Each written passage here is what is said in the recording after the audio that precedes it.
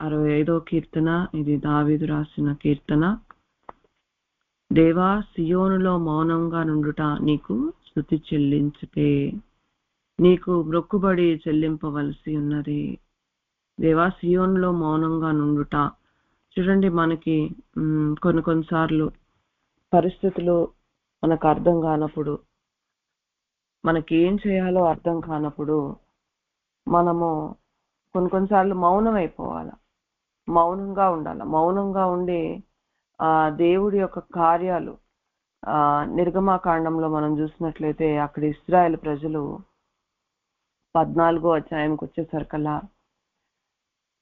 ఎదురుగా ఏమో ఎర్ర సముద్రం ఉంది, వెనక చూస్తేనేమో ఫరో సైన్యం ఉంది. ఎంతో భయపడిపోతున్నారు వాళ్ళు.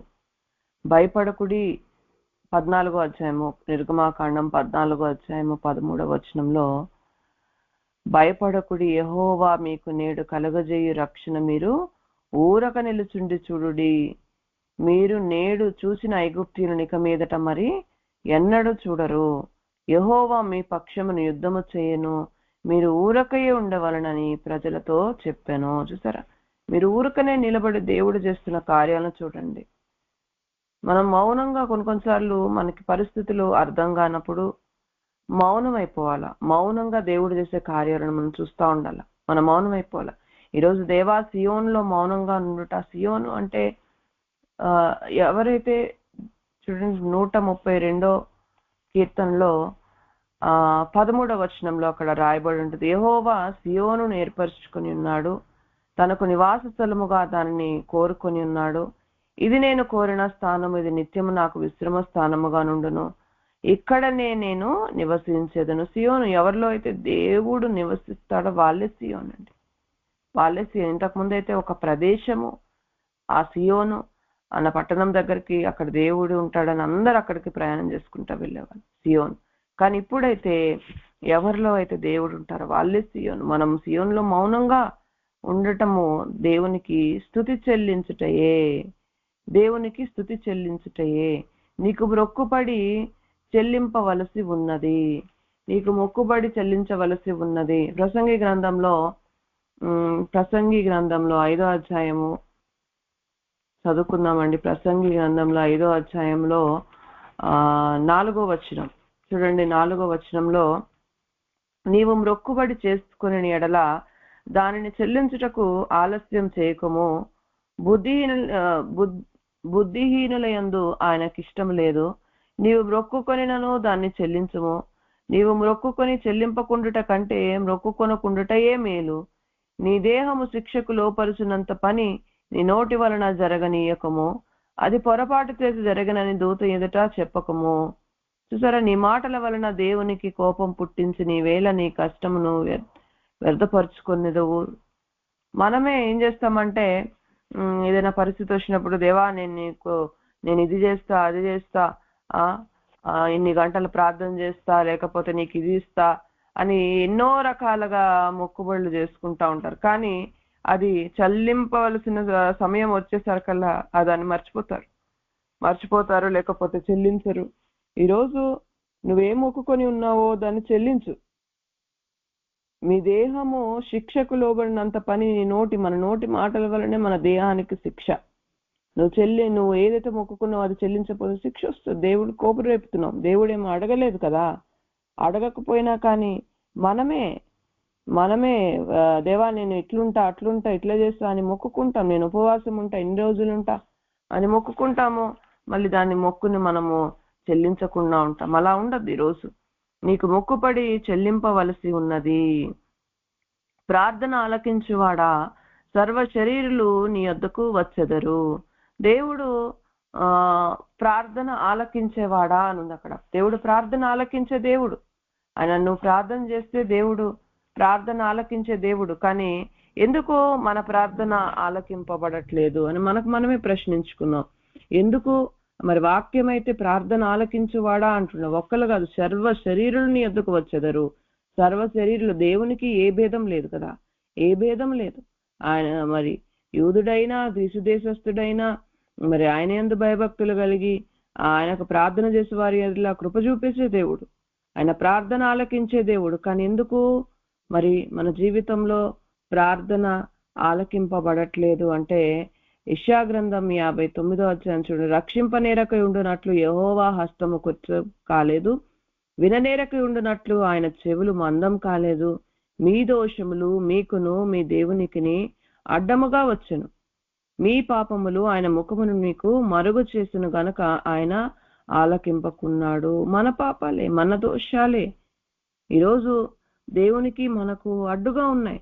మనము చూడండి, మీ హృదయంలో పాపము లక్ష్యం చేసిన ఎడలా దేవుడు నీ మనవి వినడు అని వాక్యం సెలవిస్తుంది. కాబట్టి మనము ఆయన సన్నిధికి వెళ్ళి మన ప్రతి పాపాన్ని ఒప్పుకొని చెప్పుకొని విడిచిపెట్టేవారిగా మనం ఉండాల. మన పాపములు ఆయన ముఖమును మనకు మరుగు చేస్తున్నాయంట.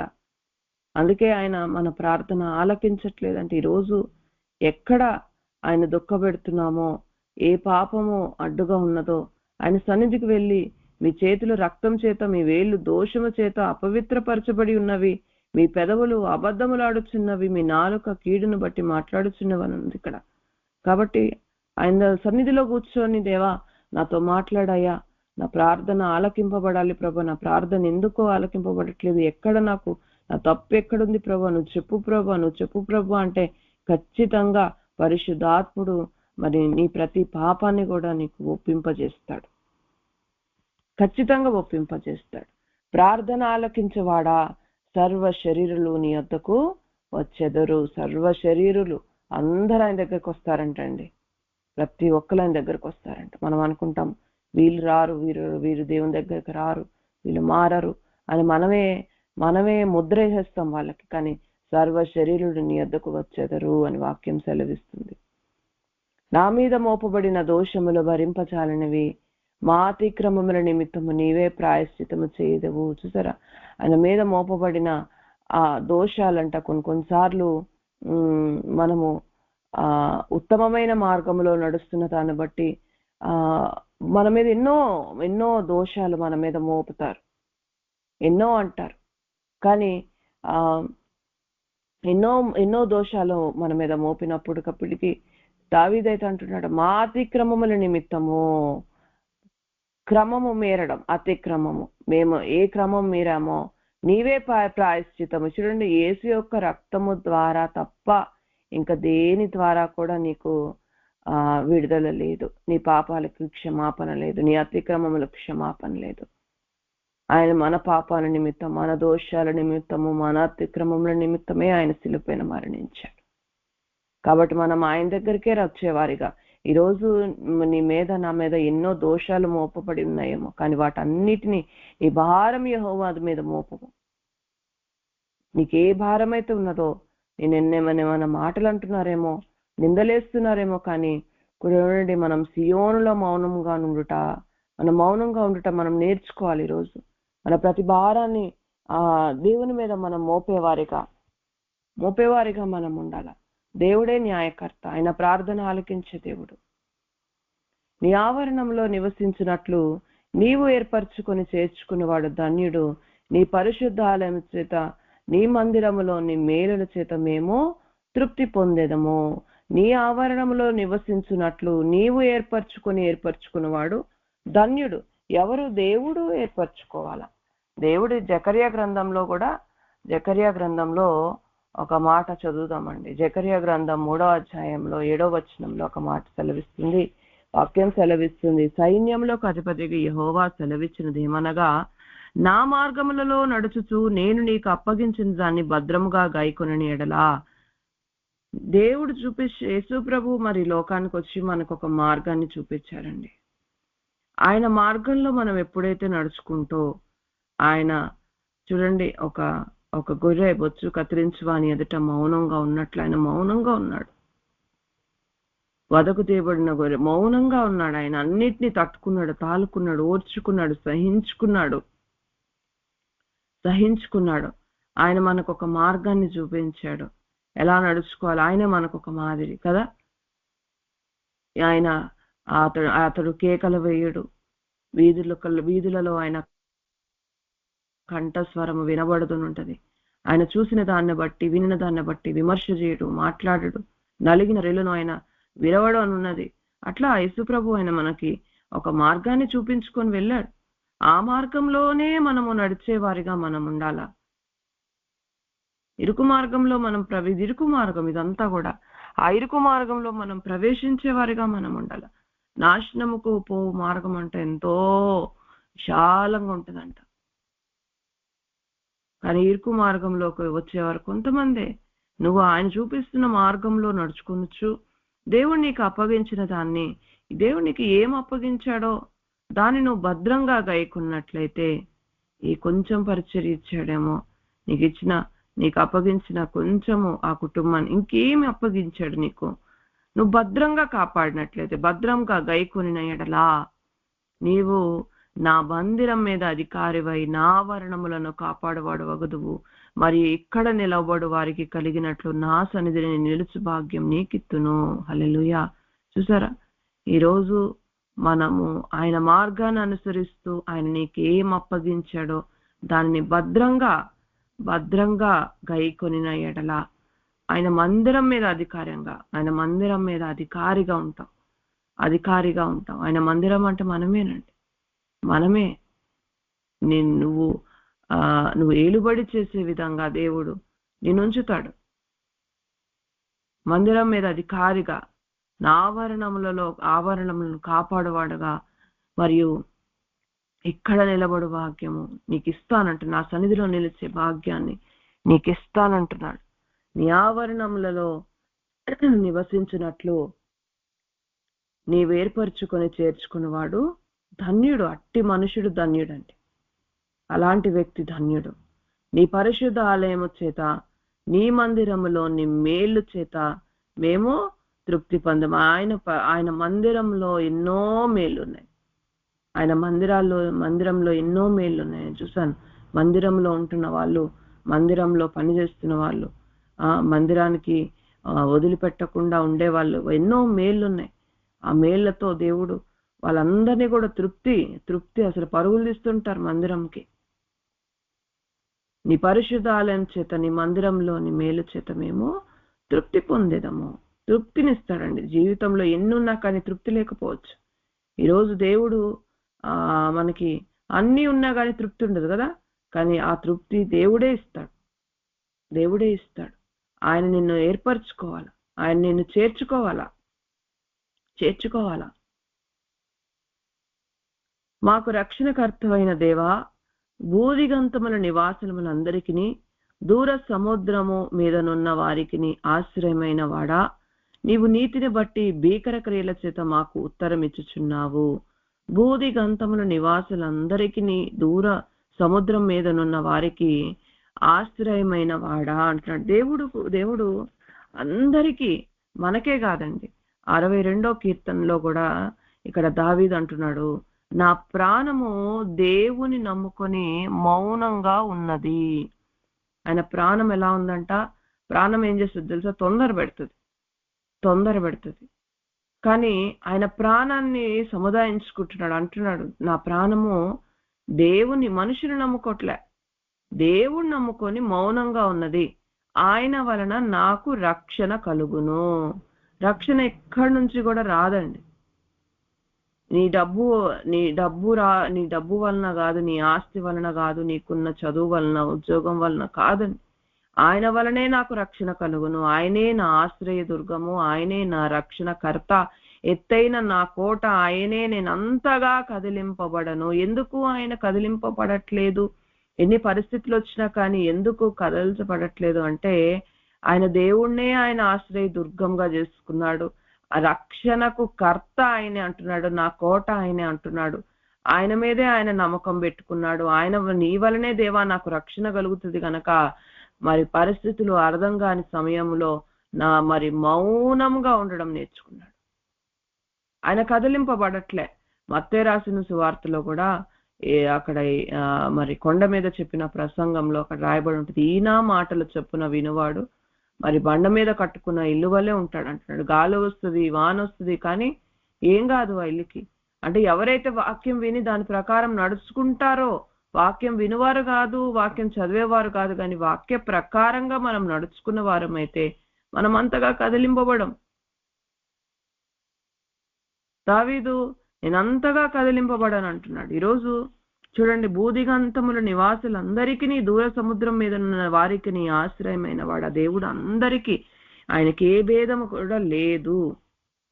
ఆయన నమ్ముకొని ఆయన దగ్గరికి చూడండి, రాహాబు ఎప్పుడైతే ఇశ్రాయేలు ప్రజలు పక్షాన దేవుడు చేసిన ఆ గొప్ప కార్యాన్ని తను చూసిందో, తను వినింది. దేవుడు అక్కడ చేసిన కార్యాన్ని విని నమ్మకం పెట్టుకుంది అంతే. పలానా దేవుడు మరింత గొప్ప కార్యం చేశాడు అని నమ్మకం పెట్టుకుంది. భూదిగంతముల నివాసులందరికీ, దూర సముద్రం మీదనున్న వారికి ఆశ్రయమైన వాడ అని చెప్పి, నిజంగా దేవుడే, ఈయన తప్ప రక్షణకర్త ఎవరు లేరు, ఆయనే నాకు ఆశ్రయము అని ఆయన్ని ఆశ్రయించింది, నమ్మకం పెట్టుకుంది. నిజంగా అందుకే రాహాబు మరి తను పెట్టుకున్న ఆ విశ్వాసాన్ని బట్టి, నన్ను నా కుటుంబాన్ని మీరు జ్ఞాపకం చేసుకోండి అని అడిగింది.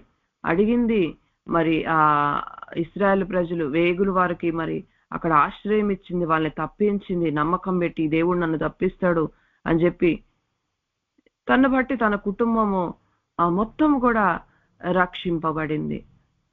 అలాగే మనం రూతు జీవితంలో కూడా చూసుకుంటాం. మరి తన అన్యజనురాలు అయినప్పటికీ అత్తను విడిచిపెట్టకుండా మరి విశ్వాస గృహానికి, బెత్లెహేమునకు మరి తను వచ్చింది, దేవుడిని ఆశ్రయంగా చేసుకుంది. ఏమో తను మరి, నేను అనుకుంటాను తన భర్త బ్రతికినంత కాలము మరి దేవుడు చేసిన కార్యాలను గురించి వాళ్ళు చెప్పుంటారు కదా, వివరించుంటారు కదా, ఎన్నో సాక్ష్యాలు చెప్పుంటారు కదా. మరి అంత నష్టపోయినప్పటికీ కూడా దేవుణ్ణి విడిచిపెట్టలేదు, దేవుని దగ్గరికి వచ్చింది. తన జీవితంలో దేవుడు భీకరమైన కార్యం, నీవు నీతిని బట్టి భీకర క్రియల చేత మాకు ఉత్తరం ఇచ్చుచున్న ఆమె జీవితంలో చేసిన గొప్ప కార్యం అండి. రూతు యొక్క వంశం నుంచి దేవుడు అన్యజనురాలైన తన వంశంలోంచి యేసుప్రభు రావడం మనం చూస్తాం కదా. అలాగా దేవుడు నిజంగా ఎన్నో నీ నీతిని బట్టి భీకర క్రియల చేత ఇశ్రాయేలు ప్రజలు మరి అరణ్యంలో మరి 40 సంవత్సరాలు దేవుడు ఆ దేవదూతల ఆహారమైన మన్నాతో వాళ్ళని తృప్తిపరిచాడు. ఆయన భీకర క్రియలు చేత దేవుడు ఉత్తరం ఇచ్చే దేవుడు. వాళ్ళు చేస్తున్న ప్రతి ప్రార్థనకు దేవుడు జవాబిస్తానే ఉన్నాడు. ఆయన చేసే కార్యాలు భీకరమైన కార్యాలు చేత మనకు ఉత్తరం ఇచ్చే దేవుడు. బలమనే నడుకట్టుగా కట్టుకుని వాడు, తన శక్తి చేత పర్వతములను స్థిరపరచువాడు ఆయనే. బలమనే నడికట్టుగా కట్టుకుని వాడు.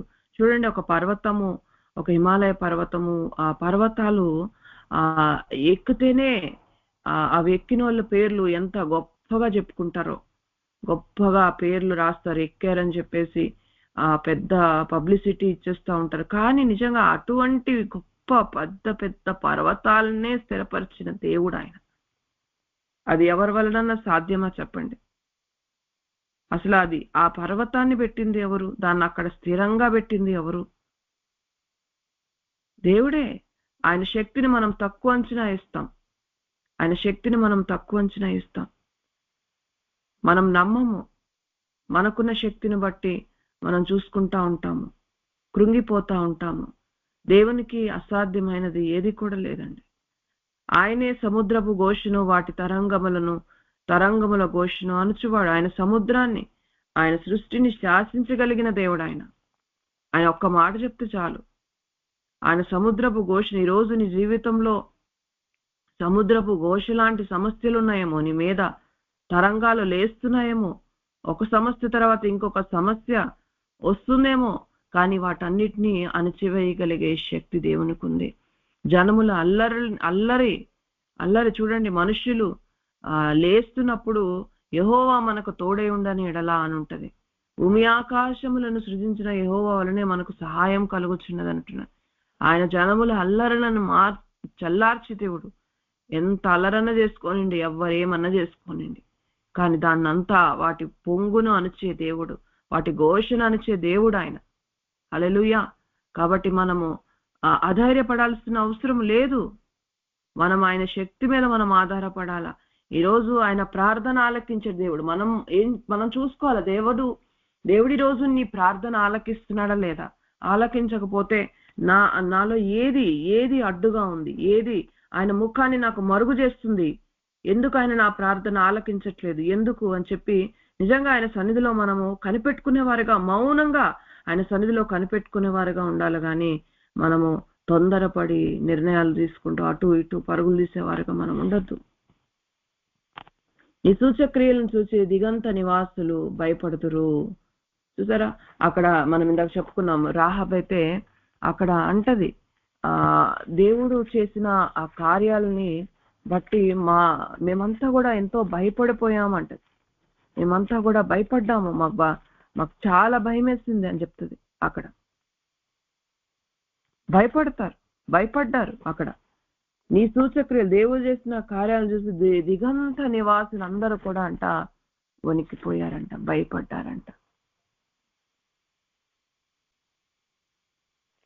ఆమె నిజంగా ఆ భయపడిన దాన్ని బట్టి ఆమె తన మరి కుటుంబం అంతటినీ కూడా కాపాడుకుంది. వాళ్ళు ఇశ్రాయేల్ ప్రజలు వస్తుంటే చుట్టూ ఉన్న రాజులు వాళ్ళంతా కూడా భయపడిపోయేవాళ్ళు. ఉదయ సాయంత్రం ఉత్పత్తులను నీవు సంతోషభరితములుగా చేయుచున్నావు. చూడండి, ప్రతి ఉదయం వస్తే రాత్రంతా ఏడుపున్నా కానీ ఉదయాన్నే మన నోటి నిండా నవ్వు నింపే దేవుడు. ఉదయం ఒక నూతనమైన దినము, మనకి ఒక నూతనమైన స్టార్ట్. మరలా దేవుడు ప్రతి ఉదయాన్న దేవుడు కృపతో నిన్ను తృప్తిపరిచే దేవుడు. ప్రతి ఉదయాన్న నిన్ను ఆయన కృపతో తృప్తిపరిచే దేవుడు. ఇక్కడ విలాప వాక్యాల్లో ఒక మాట ఉంటుందండి. విలాప వాక్యాల్లో 3వ అధ్యాయంలో చూడండి, 3వ అధ్యాయంలో అక్కడ 22వ వచనంలో చూడండి, యెహోవా కృపగలవాడు, ఆయన వాత్సల్యత ఎడతెగక నిలుచుతున్నది గనక మనము నిర్మూలము కాకున్న వారము, అనుదినము నూతనముగా ఆయనకు వాత్సల్యత పుట్టుచున్నది, నీవు ఎంతైనా నమ్మదగిన వాడు. హల్లెలూయా. అనుదినము ఒక తల్లికి పిల్లల మీద చూడు ఎంత కోపం ఉన్నా కానీ మరలా చేర్చుకుంటది.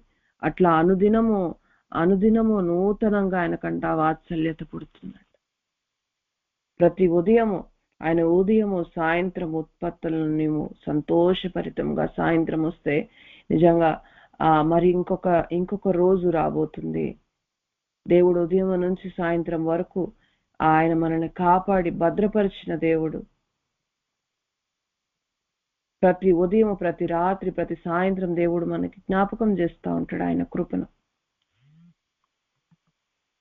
నీవు భూమిని దర్శించి దాన్ని తడుపుచున్నావు, దానికి మహదైశ్వర్యము కలగజేయుచున్నావు. దేవుడి నది నీళ్లతో నిండి ఉన్నది, నీవు భూమిని అట్ట సిద్ధపరిచిన తర్వాత వారికి ధాన్యము దయచేయుచున్నావు. దేవుడు సంఘాన్ని దర్శిస్తున్నాడు, సంఘాన్ని దర్శించి మరి తడుపుచున్నాడు. ఆయన వాక్యం ద్వారా, ఆయన దర్శనం ద్వారా, ఆయన స్వరము ద్వారా తడుపుతున్న మన హృదయాన్నండి ఆయన తడుపుతున్నాడు. ఆయన తడిపిన తర్వాత నిజంగా చూడండి, ఒక వ్యవసాయము చేసే వాళ్ళకి బాగా అర్థం అవుతుంది. ఆ భూమిని వాళ్ళు తడిపి మరి విత్తనం వేయక ముందు ఏదైతే మట్టి పెడ్డలు ఉన్నాయో వాటన్నిటిని కూడా మరి దున్ని బాగా మెత్తనగా చేసి గట్టిగా ఉందనుకోండి, నువ్వు ఎంత విత్తనం వేసినా కానీ అది మొలకెత్తదు. అందుకే దేవుడు వర్షాన్ని పంపిస్తున్నాడు, సమృద్ధికరమైన వాక్యాన్ని పంపిస్తున్నాడు, దర్శనముల ద్వారా మాట్లాడుతున్నాడు, మనకైతే ప్రత్యక్షత వాక్యాలను ఇస్తున్నాడు, ఆయన స్వరాన్ని వినిపిస్తున్నాడు. మన జీవితంలో ఎక్కడ కఠినంగా ఉన్నామో, బండలాగా ఉన్నామో దాన్ని బద్దలు కొడుతున్నాడు, వాటిని మనం తీసేసుకునేలాగా చేస్తున్నాడు. మహదైశ్వర్యము కలగజేయుచున్నావు, నీవు దేవుని నది నీళ్లతో నిండి ఉన్నది, నీవు భూమిని అట్లా సిద్ధపరిచిన తర్వాత దానికి ధాన్యము దయచేస్తున్నావు. దేవుడు ధాన్యం దయచేస్తున్నాడు. దేవుని నది, ఆ నది చూడండి, దేవుని నది నీళ్లతో నిండి ఉన్నదంట. ఆ నది మనమే. ఆ నది నీళ్లతో నిండి ఉన్నది. చూడండి, ఎవరికి ఏది అవసరమో, ఏ నీళ్లు, ఏ చెట్టు ఎటు ఎండిపోతుందో అటు దేవుడు వాక్యాన్ని పంపిస్తున్నాడు, నీళ్ళని పంపిస్తున్నాడు. చెట్టు ఎండిపోకుండా నీళ్ళని పంపిస్తున్నాడు. అట్లా భూమిని ఆయన సిద్ధపరుస్తున్నాడు, ధాన్యంను దయచేస్తున్నాడు, సమృద్ధిగా వాక్యాన్ని పంపిస్తున్నాడు. దాని దుక్కులను విస్తారమైన నీళ్లతో తడుపుతున్నాడు. దున్నబడిన భూమి మంచిగా దున్నుతున్నాడు. దాని గనిములను చదును చేస్తున్నాడు. వానజల్లుల చేత దాన్ని పదును చేయుచున్నాడు. అది మొలకెత్తగా నీవు దాన్ని ఆశీర్వదించుచున్నది. అంతా కూడా దేవుడు చేసిన తర్వాత నువ్వు మొలకెత్తుతావా లేదా అని దేవుడు చూస్తున్నాడు. అంటే మొలకెత్తడం అంటే దేవుని యొక్క వాక్యం ప్రకారము నువ్వు నడుచుకుంటున్నావా లేదా అని చూస్తున్నావు. చూడండి, మనం ఎంత వాక్యం విన్నా కానీ నువ్వు వాక్యానుసారంగా నడుచుకోకపోతే నీ జీవితంలో నువ్వు ఆశీర్వాదం చూడవు. నువ్వు వాక్యాన్ని తోసేసావు అనుకో, నువ్వు నీళ్లు ఆ చెట్టుకు నీళ్లు అందుతున్నాయి, కానీ నువ్వు తోసేసావు అనుకోండి, తోసేస్తే నువ్వు ఎండిపోతావు. నువ్వు ఒక గద్దింపుని, దేవుని యొక్క ఉపదేశాన్ని నువ్వు తోసేస్తే మాత్రం నువ్వు మరి ఎండిపోయి ఆశీర్వాదం, దేవుని యొక్క ఆశీర్వాదం మన జీవితంలో చూడము. మనం సరి చేసుకోవాల్సినవి సరి చేసుకున్నప్పుడే మనము మొలకెత్తినట్టు, దేవుని వాక్య ప్రకారం మనం నడుచుకున్నట్టు. మొలకెత్తుతున్నప్పుడు నీ జీవితంలో నువ్వు ఆశీర్వాదం చూస్తావు. నేను ఎప్పుడైతే ఈ యొక్క మన పరిచర్యలోకి ఈ యొక్క సంఘము ద్వారా నేను నడిపింపబడతా ఉన్నానో, ఈ ప్రత్యక్షత వాక్యాలు అసలు నాకు అర్థం కాలే. ఫస్ట్ లో వాక్యాలు ఏంటి, ఈ ప్రతిరోజు వాక్యం ఇచ్చేవారు కనిపించడం ఏంటి, ఇదంతా నాకు కొత్త. అయినా కానీ నాకున్న పరిస్థితులను బట్టి ఆ వాక్యాన్ని నమ్మేదాన్ని ప్రతిరోజు వాక్య ప్రకారం సరి చేసుకున్నప్పుడు నిజంగా నా జీవితంలో, నా కుటుంబంలో నేను ఆశీర్వాదాన్ని చూశాను, ఒక మార్పు చూశాను. చాలా మందికి అర్థం కావట్లేదు. అందరికి రొటీన్ గా వచ్చే వాక్యాలు, ప్రతిరోజు ఏదో ఒక వాక్యం, ఎన్ని వాక్యాలు వస్తున్నాయి. ఇది కూడా ఒక వాక్యం కాదండి, ఇది నిజంగా దేవుడి నుంచి డైరెక్ట్ గా మనకు వస్తున్న వాక్యం. ఏ కల్తీ లేకుండా కూడా మరి కొండ తేనెలాగా మరి అటువంటి చూడండి శ్రేష్టమైన వాక్యం ఇది. నువ్వు దీన్ని తోసేసావు అనుకోండి, నిజంగా నష్టపోయిన వాళ్ళని నేను చూశాను. మాకు అక్కర్లేదు అని వెళ్ళిపోయిన వారు. అది మొలకెత్తగా నీవు దాన్ని ఆశీర్వదించుచున్నావు. నా జీవితంలో నేను ఎన్నో ఆశీర్వాదాలు నేను చూశాను. కాబట్టి ఈరోజు మనం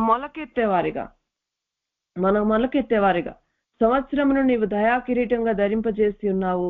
నీ జాడలు సారము వెదజల్లుచున్నావు. చూడండి, వాక్యం నేనైతే నాకు అర్థం కాకపోతే మేడంతో గాని అయ్యగారితో గాని ఖచ్చితంగా, ఇప్పుడు నాకు తెలిసినా కానీ నేను వేరే వాళ్ళకు చెప్తున్నా కానీ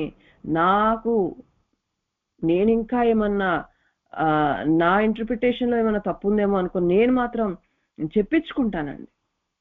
పెద్దవాళ్ళతో నేను చెప్పించుకుంటాను. నేను తోసేను వాక్యాన్ని. మనకు ఎంత అర్థమైనా కానీ ఒక్కసారి చెప్పించుకుంటే ఏం నష్టం వస్తుంది చెప్పండి. చాలా మంది తోసేస్తారు, వాక్యాలు నమ్మరు. నాకు తెలుసు అనుకొని వదిలేసుకుంటారు. సంవత్సరమును నీవు దయాకిరీటంగా ధరింపజేసి ఉన్నావు. నీ జాడలు సారము వెదజల్లుచున్న దేవుడు ఇంకొక సంవత్సరం లూకాసు వార్తలో అక్కడ చూడండి, లూకాసు వార్తలో 13వ అధ్యాయంలో ఆ మాట రాయబడి ఉంటది. ఇక్కడ లూకాసు వార్త ఒక్కసారి చూద్దాం. లూకాసు వార్త 13వ అధ్యాయము 6వ వచనంలో చూడండి. మరియు ఆయన వారితో ఈ ఉపమానము చెప్పెను. ఒక మనుషునికి ద్రాక్ష తోటలో అంజూరపు చెట్టు ఒకటి నాటబడి ఉండెను. అతడు దాని పండ్లు వెదక వచ్చినప్పుడు ఏమీ దొరకలేదు గనక అతడు, ఇదిగో 3 ఏండ్ల నుండి నేను ఈ అంజూరపు చెట్టు పండ్లను వెదకవచ్చుచున్నాను, గాని ఏమీ దొరకలేదు. దీనిని నరికివేయుము, దీని వలన ఈ భూమి ఏలా వ్యర్థమైపోవలనని ద్రాక్ష తోటమాలితో చెప్పాను. చూసారా, అంజూరపు చెట్టు నిజంగా ఈరోజు మనమే అంజూరపు చెట్టుని తీసుకెళ్లి ఆ ద్రాక్ష తోటలో దేవుడు మనల్ని నాటాడు. నిజంగా అన్యజనులు అయిన మనలను దేవుడు ఆయన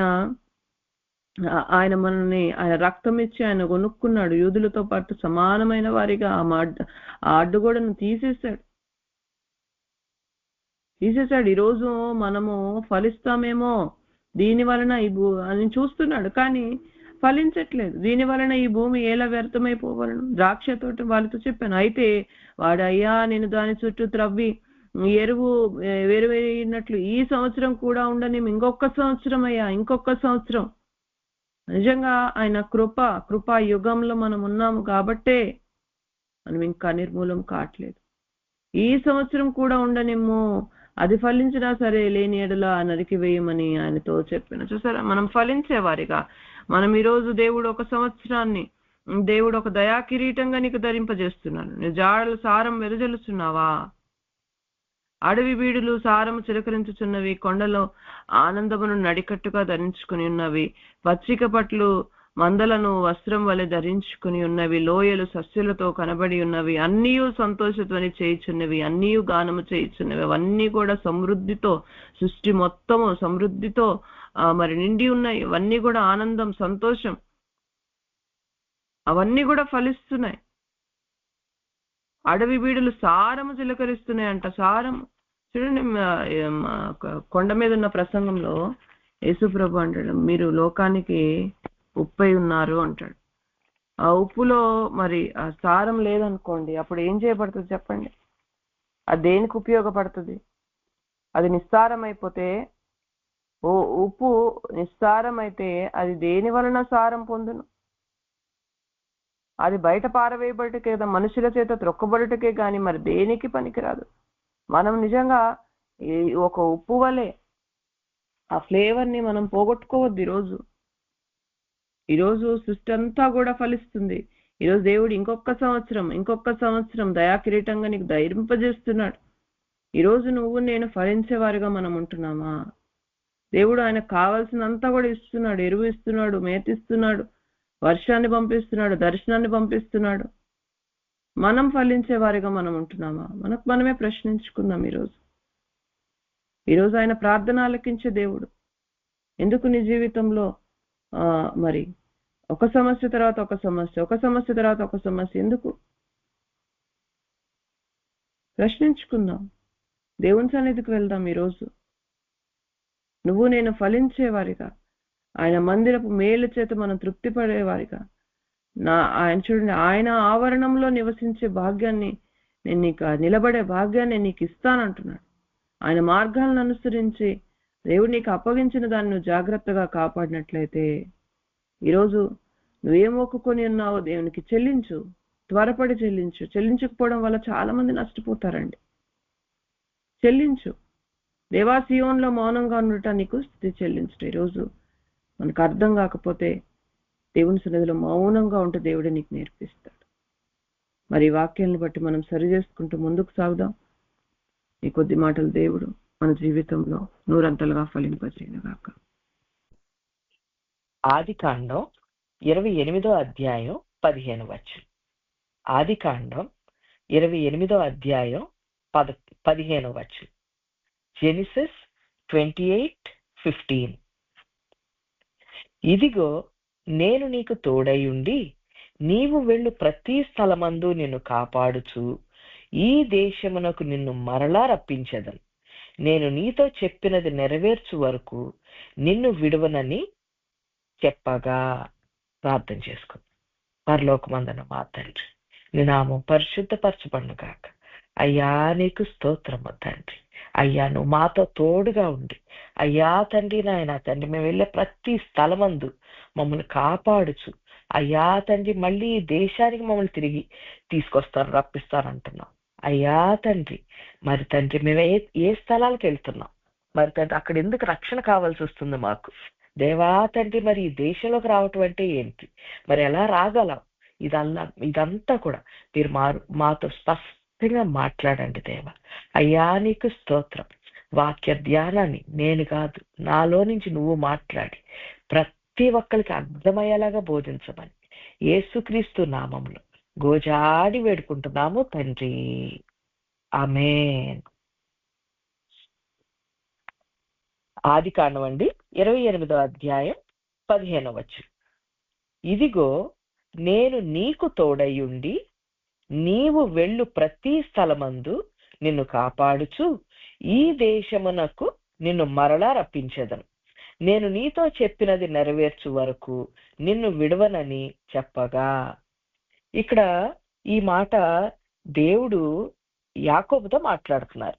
యాకోబు ఆయన వాళ్ళ అన్నయ్యని చీట్ చేసిన తర్వాత, మోసగించిన తర్వాత వాళ్ళ అన్నయ్యకి ఇతని మీద చాలా కోపం ఉందన్నమాట. ఏమనుకున్నాడంటే, ఇంకా మా నాన్న ముసలోడు అయిపోయాడు, మా నాన్న చనిపోయే టైం దగ్గరికి వచ్చేసింది, మా నాన్న చనిపోయిన తర్వాత నేను ఈ యాకోబుని చంపేస్తాను అనుకున్నాడు. అయితే అప్పుడు అది విన్న రైబెకా ఏం చేస్తుందంటే, నువ్వు ఇక్కడ ఉండబాకు, ఈ దేశం నుంచి వెళ్ళిపో అని చెప్పేసి ఎందుకు మీ ఇద్దరు ఒకే రోజు ఎందుకు చనిపోవాలి అని చెప్పేసి రెబెక్కా యాకోబుకి చెప్తుంది అనమాట వాళ్ళమ్మ. అయితే అప్పుడు ఇస్సాకు కూడా యాకోబుని పిలిచి, నువ్వు ఈ దేశంలో అమ్మాయిల్ని పెళ్లి చేసుకోకు, నువ్వు మీ మేనమామ ఇంటికి వెళ్ళి మీ మేనమామ ఇంట్లో వాళ్ళ కూతురుని నువ్వు చేసుకో అని చెప్పేసి ఆశీర్వదించి పంపించేస్తాడు. పంపించినప్పుడు ఈ యాకోబు అయితే సరే వాళ్ళ నాన్నగారు ఆశీర్వదించారు కదా అని ఆయన బట్టలు ఇంకెవరు తీసుకున్నారో లేదో ఒక కర్ర, తర్వాత ఒక నూనె బుడ్డి తీసుకుని బయలుదేరారనమాట. వెళ్తా ఉంటే దారిలో భయం, అన్నకు దొరికాడంటే చంపేస్తాడేమో, అన్నకు తెలిసిందంటే చంపేస్తాడేమో అని. వెళ్తా ఉంటే దారిలో మనకు తెలిసినట్టుగా ఆయన ఒక రాత్రి అయిపోయింది, ఒక రాతిని తల పండగ పెట్టుకుని నిద్రపోయాడు అనమాట. నిద్రపోతే ఆయనకి కల వచ్చింది. ఆ కల్లో ఒక నిచ్చెన కనిపించింది. అది భూమికి ఆకాశానికి, కిందేమో భూమి మీద ఉంది, పైనేమో ఆకాశం పరలోకానికి వేసింది. అయితే దేవదూతలు పైకి కిందకి ఎక్కుతున్నారనమాట.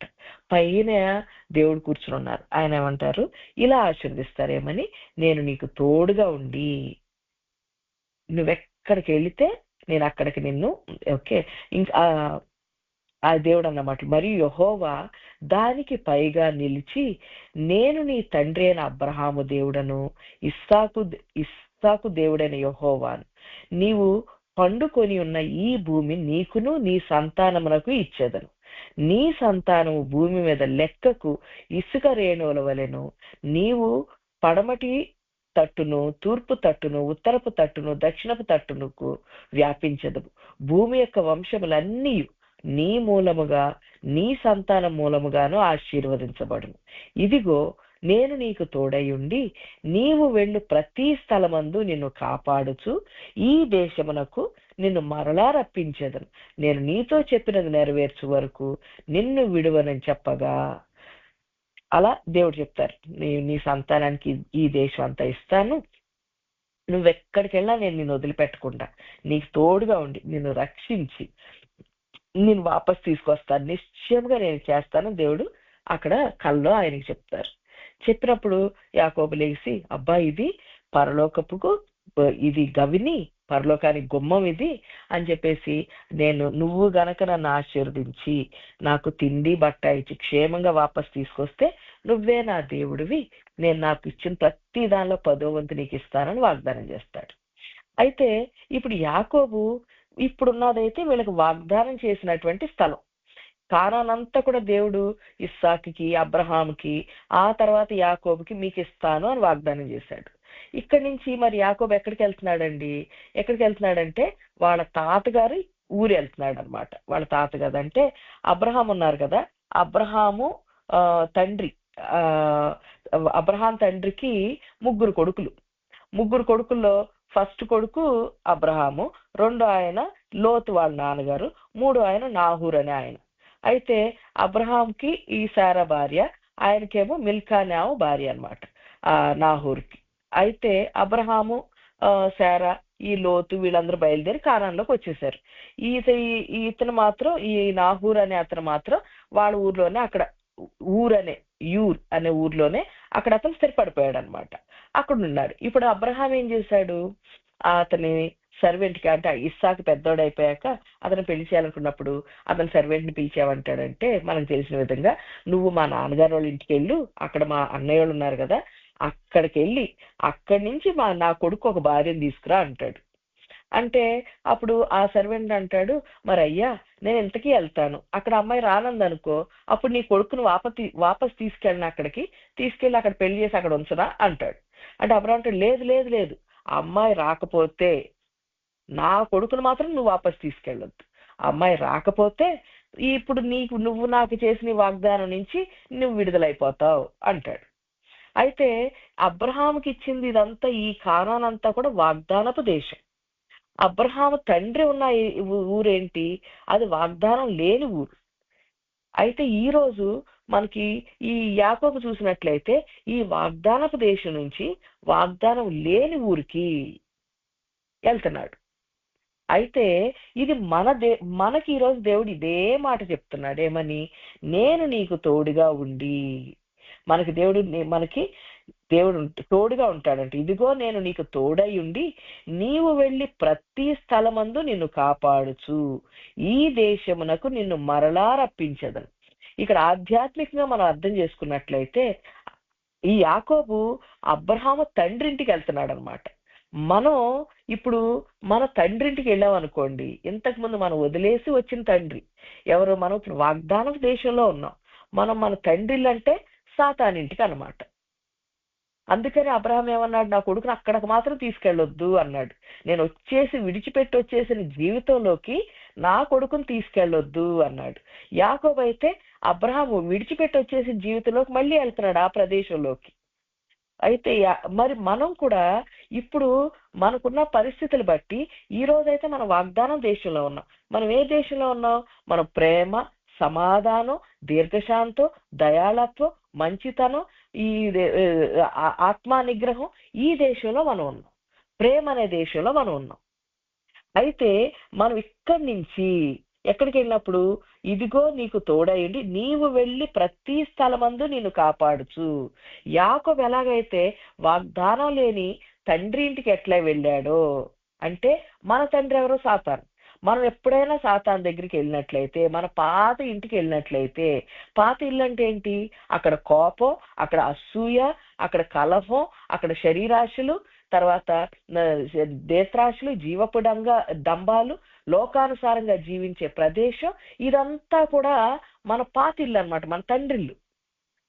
మనం ఎక్కడికి వెళ్ళినా సరే, అంటే ఈ వారంలో మనం ఏ పరిస్థితిలో అయినా సరే, కోప్పడే పరిస్థితి వచ్చిందా, అసూయపడే పరిస్థితి వచ్చిందా, లోకానుసారంగా నడిచే పరిస్థితి వచ్చిందా, ఏ పరిస్థితిలో మనం పడిపోయినా, ఏ శోధనకు మనం గురైనా, దేవుడు ఏమంటున్నాడు? నేను నీకు తోడై ఉండి నీవు వెళ్ళు ప్రతి స్థలమందు నిన్ను కాపాడుచు. మనం ఎక్కడ కోపంలో పడిపోతే సాతాను మనం మింగేద్దామా అని చూస్తాడు. మనం అసూయలో పడిపోతే సాతాను మనం అక్కడే చంపేద్దామని చూస్తాడు. అయితే మనం కనుక శరీరాశులకు లోనైపోతే సాతాను మనం అక్కడే చంపేయాలని చూసేస్తాడు. కానీ దేవుడు ఆ కష్టం నుంచి మనల్ని కాపాడుతాడంట. సాతాను మనం చంపేయకుండా కాపాడుతాడంట. అలా కాపాడు. ఇక్కడ చూడండి, ఇప్పుడు ఈయన ఎవరు? యాకోబు వాళ్ళ మామగారింటికి వెళ్ళాడు. ఎంత మోసపోయాడు కదా! భార్యను ఒక అమ్మాయిని ఇస్తాను, ఇంకొక అమ్మాయిని ఇచ్చాడు. 10 సార్లు జీతం మార్చేశాడు. ఇంతకీ మార్చేమంటాడు? ఈయన గొప్పోడైపోతే ఈయన ఎలాగైనా పంపించేసి అతని కూతుర్ని అంతని తీసేసుకోవాలని వాళ్ళ మామ వాళ్ళు ప్లాన్ వేశారు. ఎంత నష్టం ఇతనికి జీవితంలో. కానీ దేవుడు తోడై ఉండి ఆ నష్టం ఏది యాకోబుకి రాకుండా అతనికి 12 మంది పిల్లల్ని ఇచ్చి, తర్వాత అతనికి ఆస్తిని ఎంతో ఆస్తిమంతుడిగా చేసి, మా అమ్మ జీతం మారుస్తున్నాడు, దేవుడు ఆశీర్వదిస్తున్నాడు. భూమి మొయ్యలేనంత ఆశీర్వాదం ఇచ్చాడనమాట దేవుడు. మరి ఈ రోజు మనం కూడా ఇట్లాగా ఆశీర్వాదం లేని స్థలంలోకి, కోపంలోకి, అసూయలోకి, దేవుడు మాట తిరస్కరించే స్థలంలోకి, లేకపోతే ఎక్కడికి వెళ్ళినా మన దేవుడు విడిచిపెట్టడంట. మనం భయపడక్కర్లేదు. అయ్యో నేను తప్పు చేశానే, అయ్యో నేను దేవుడు మర్చిపోయాను, అయ్యో నేను దేవుడు విడిచిపెట్టాను. దేవుడు ఈరోజు మనందరికీ వాగ్దానం చేస్తున్నాడు. ఏమనంటే, నువ్వు ఎల్లు ప్రతి స్థలంలో నేను ఉంటాను, ఉండి నిన్ను కాపాడుతాను. ఏ శోధనలో పడిపోతావో ఆ శోధనలో నీకు నేను మాట పంపించి, ఏ గుంటలో పడితే ఆ గుంటలోకి నేను నా వాక్కు పంపించి నిన్ను కాపాడుతాను అంటున్నాడు దేవుడు. నిన్ను కాపాడి ఈ దేశమునకు నిన్ను మరలా రప్పించేదను. మనం ఎక్కడ తప్పిపోతే మళ్ళీ ఆయన మాటను పంపించి మళ్ళీ వాగ్దాన దేశంలో, మళ్ళీ ప్రేమలోకి, మళ్ళీ సమాధానంలోకి, మళ్ళీ మంచితనంలోకి, మళ్ళీ దీర్ఘశాంతంలోకి తీసుకొస్తాడు. అంటే ఈ వారం మనం ఎక్కడ తప్పిపోయినా దేవుడు మనల్ని వదిలిపెట్టాడు. అక్కడ నా మాట ఇంటలేదు, ఫోన్లు ఇంకేం చేస్తాను అని వదిలిపెట్టాడంట. మళ్ళీ ఎదుక్కుంటా వస్తాడంట, మళ్ళీ మనతో ఉంటాడంట. ఎక్కడ పడిపోతున్నామో చూసి ఏ మాట చెప్తే ఆ మాట ద్వారా మన బయటికి తీసుకొస్తాడనమాట దేవుడు. మళ్ళీ వాగ్దాన దేశంలోకి తీసుకొస్తాడంట.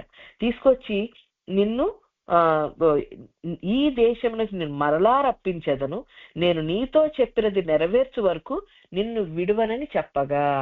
ఈ మాట దేవుడు మనందరికీ ఈరోజు గ్రూప్ లో ఉన్న అందరికీ చెప్తున్నాడు. ఇది నెరవేర్చే వరకు దేవుడు మనల్ని విడిచిపెట్టడంట. అంటే ఒక్కొక్కసారి మనకు భయం వేస్తుంది కదా, అయ్యో నేను ఇక్కడ తప్పు చేశానే, అయ్యో ఇంత అసూయ పడిపోయాను, లేకపోతే అయ్యో ఇంత కోప పడిపోయాను, అయ్యో ఇంత లోకానుసారంగా జీవించానే, లోకానుసారంగా ఆలోచించానే, ఇలా తిరస్కరించాను, ఇలా ప్రేమించలేకపోయాను, అయ్యో దేవుడు నన్ను వదిలేస్తాడేమో, కోప్పడతాడేమో అని ఏమన్నా మనకు భయాలు ఉన్నాయేమో. భయపడక్కర్లేదు. మనం వెళ్ళు ప్రతి స్థలంలో దేవుడు కాపాడుతాడంట. అందుకని మనం ఎక్కడ పడిపోయామో దేవుడు ఈరోజు ఈ మాట పంపిస్తున్నాడు మనకి. ఏమని? నిన్ను ఖచ్చితంగా దేవుడు వదిలిపెట్టకుండా కాపాడుతాడు. కాపాడి మళ్ళీ ఈ స్థలంలోకి, మళ్ళీ ఈ బోధలోకి, దేవుళ్ళ నిలబడే స్థితిలోకి మనల్ని తీసుకొస్తాడు. ఇది నిశ్చయంగా ఆయన నెరవేర్స్తాడంట. వదిలిపెట్టకుండా చేస్తాడు. నేను నీకు చెప్పినది నెరవేర్చే వరకు నిన్ను విడవనే చెప్పగా, మళ్ళీ నిన్ను ఆత్మ ఫలాలు ఫలించేలాగా చేసే వరకు దేవుడు మనల్ని వదిలిపెట్టడంట. మరి ఈ వాగ్దానం మన జీవితంలో, నేను ఎన్నిసార్లు పడిపోయినా దేవా, దయచేసి నన్ను వదిలిపెట్టకుండా నిలబెట్టు దేవా అని అంటే, అలా చెయ్యాలి దేవుడు నా జీవితంలో. ఎందుకంటే నేను బలహీనరాలు, ఎక్కడోసారి పడిపోతాను. నేను ఎన్నిసార్లు పడినా నుంచోబెట్టు దేవా. మరి నుంచోబెట్టాలంటే నేనేం చేయాలి అంటే, ఈరోజు దేవుడు హగ్గయి గ్రంథంలోంచి మనతో మాట్లాడుతున్నాడు. హగ్గయి గ్రంథం 1వ అధ్యాయం 8వ వచనం ఏమంటున్నాడు? పర్వతములెక్కి మ్రాను తీసుకుని వచ్చి మీరు ఈ మందిరముని కట్టించిన ఎడల దాని యందు నేను సంతోషించి నన్ను గనపరుచుకొందునని యెహోవా సెలవిచ్చుచున్నాడు. అయితే దీనికి ముందు ఏమంటున్నాడో చూద్దాం. ఏమంటున్నాడు? ఓకే, ఈ 4వ వచనం నుంచి చూసుకున్నట్లయితే, లేకపోతే 6 నుంచి చూద్దాం. మీరు విస్తారముగా విత్తినను మీకు కొంచెమే పండెను, మీరు భోజనము చేయునప్పుడు ఆకలి తీరకయున్నది, పానము చేయునప్పుడు దాహము తీరకయున్నది, బట్టలు కప్పుకొనినప్పుడు చలి ఆగకున్నది, పనివారు కష్టము చేసి జీతము సంపాదించుకొనినను జీతము చినిగిపోయిన సంచుల వేసినట్లున్నది. కాగా సైన్యములకు అధిపతి యెహోవా సెలవిచ్చినదేమనగా, మీ ప్రవర్తన గూర్చి ఆలోచించుడి. ఇక్కడ ఏమవుతుంది? మనం భోంచేసినా కడుపు నిండట్లేదు, ఆ నీళ్లు తాగినా దాహం తీరట్లేదు, బట్టలు కప్పుకున్నా, ఒక శాలువా కప్పుకున్నా, స్వెటర్ వేసుకున్నా చాలా ఆగట్లేదు. అయితే దేవుడు అంటున్నాడు, మరి నీ ప్రవర్తన గురించి నువ్వు ఆలోచించు అంటున్నాడు. ఎందుకని నీకు చలి ఆగట్లేదు? అయితే మరి ఈ చలి ఆగటం, ఆకలి తీరటం అంటే ఏంటో ఒకసారి యెషయా గ్రంథం 44వ అధ్యాయంలో చూద్దాం. యెషయా గ్రంథం 44లో 14 నుంచి చూసినట్లయితే, యెషయా 44:14 నుంచి, ఒకడు దేవదారు చెట్టును నరకవలెనని పూనుకొనును,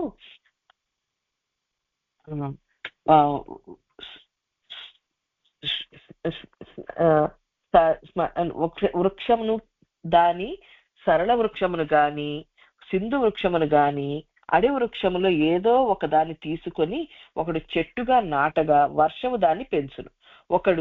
ఒకడు పోయి కట్టెలకు వాటిని ఉపయోగించును, వాటిలో కొంత తీసుకుని చలి కాచుకొనును, నిప్పు రాజబెట్టి రొట్టె కాల్చుకొనును, ఒక తుండు తీసుకుని దానితో ఒక దేవతను చేసుకొనును, దానికి నమస్కారము చేయును, దానితో ఒక విగ్రహము చేసి దానికి సాగిలపడును.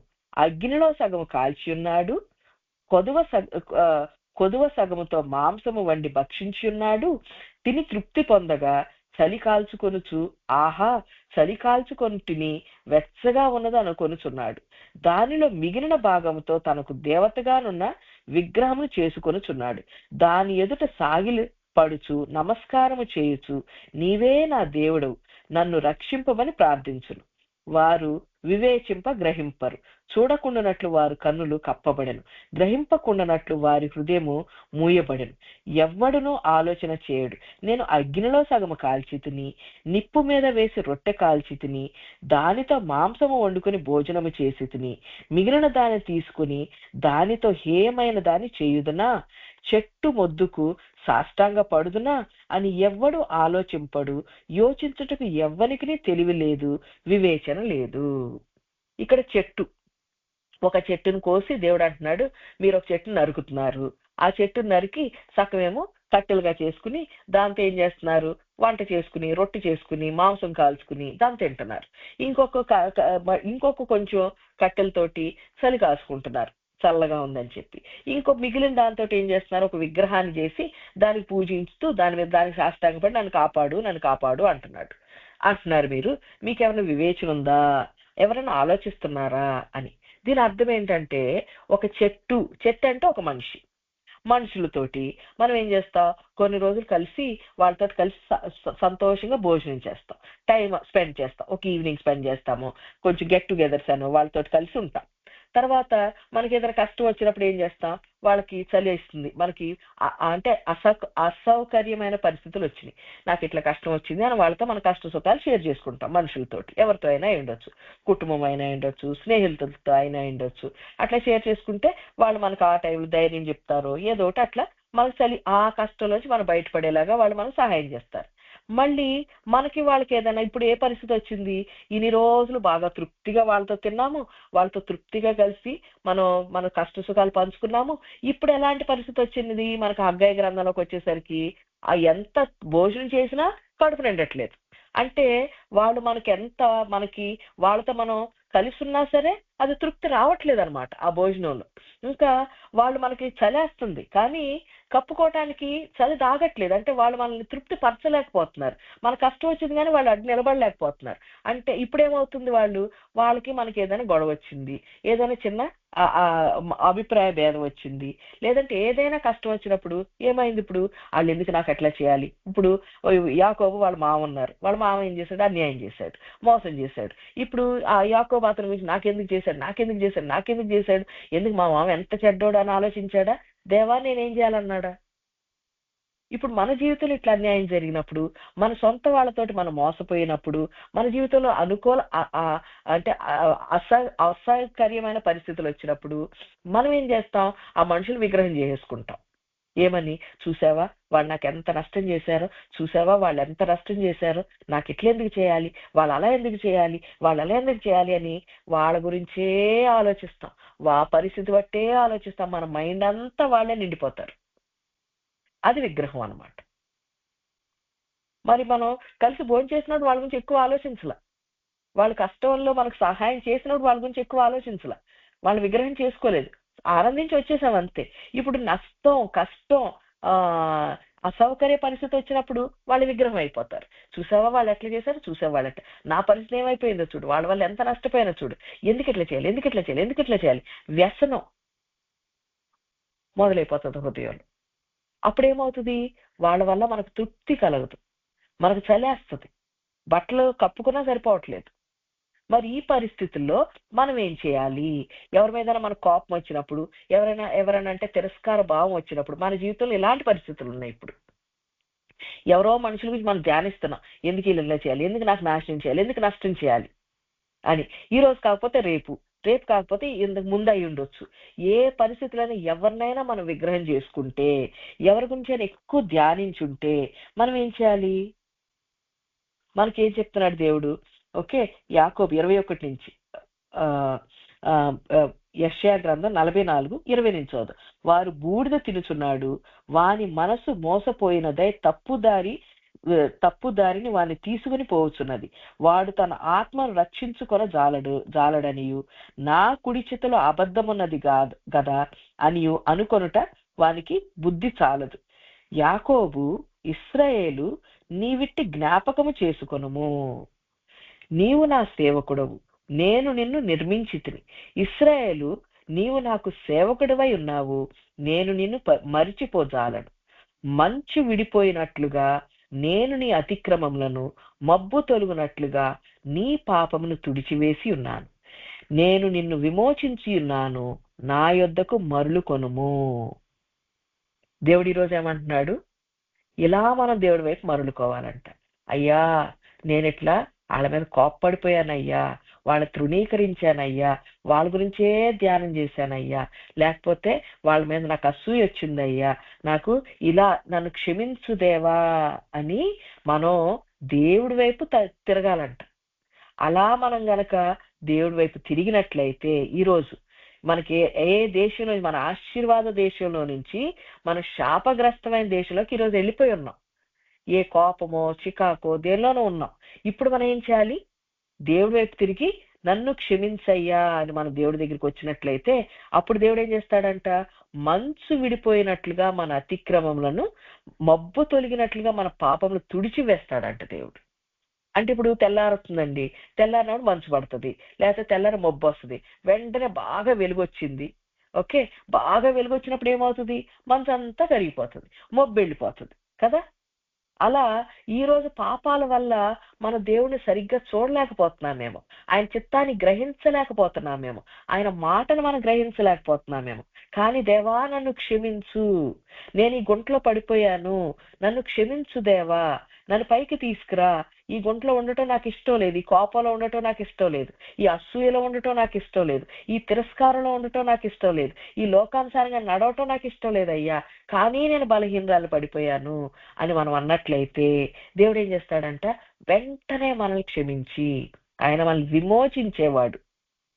మనం దేవుడి వైపు తిరిగిన వెంటనే ఆయన మన మంచు విడిపోయినట్లుగా మన అతిక్రమాలు ఎక్కడ మనం అతిక్రమించామో, దేవుడు ఆజ్ఞలు ఎక్కడ అతిక్రమించామో, ఎక్కడ పాపం చేశామో అక్కడ వెంటనే దేవుడు ఏం చేస్తాడు, అక్కడి నుంచి మనల్ని అదంతా తుడిచేస్తాడు.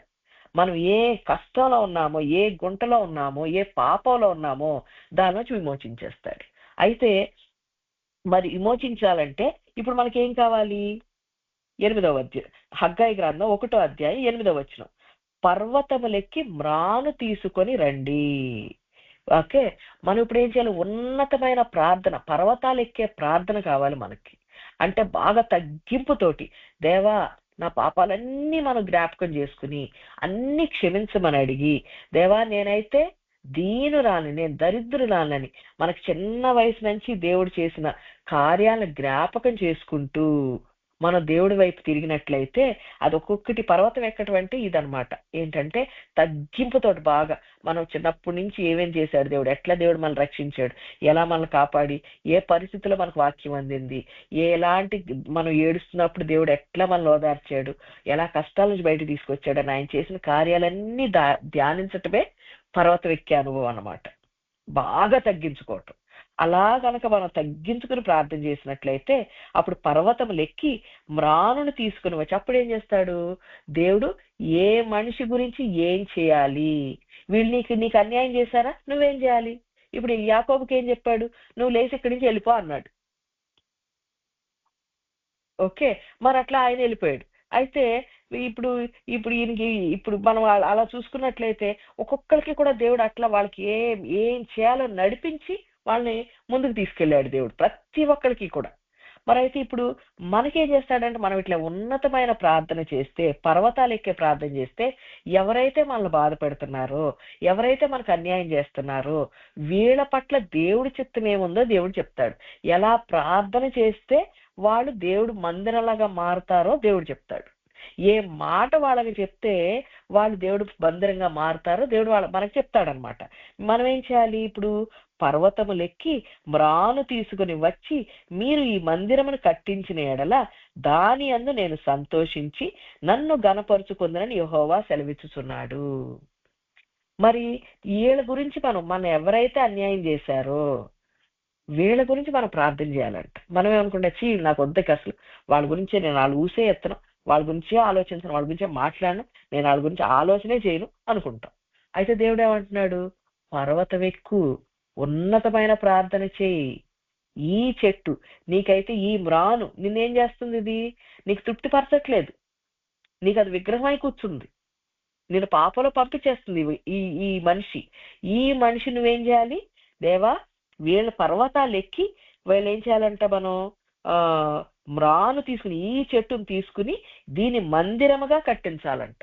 అంటే ఏ ప్రార్థన చేస్తే వీళ్ళు మారుతారు, వీళ్ళు చేసే అన్యాయం నుంచి బయటకు వస్తారు, ఎలాంటి మాట చెప్తే వీళ్ళు బయటకు వస్తారు, దేవుడు మందిరంలా మారుతారు, అది దేవుడి దగ్గర నుంచి మనం తీసుకోవాలి ఉన్నతమైన ప్రార్థనలు.